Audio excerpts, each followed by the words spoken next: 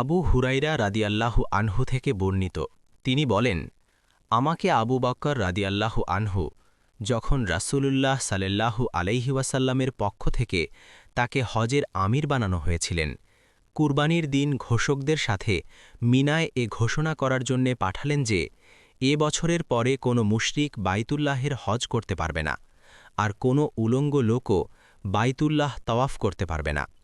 হুমাইদ ইবনু আব্দুর রহমান রহমতুল্লাহি আলাইহি বলেন, এরপর রাসূলুল্লাহ সাল্লাল্লাহু আলাইহি ওয়াসাল্লাম আলী রাদিয়াল্লাহু আনহুকে আবু বক্কর রাদিয়াল্লাহু আনহুয়ের পেছনে প্রেরণ করেন আর তাকে সূরা বারাআতের প্রথম অংশের ঘোষণা করার নির্দেশ দেন।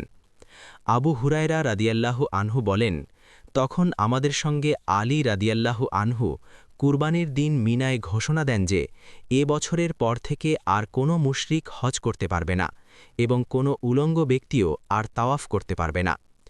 সাহিহ বুখারী ৩৬২।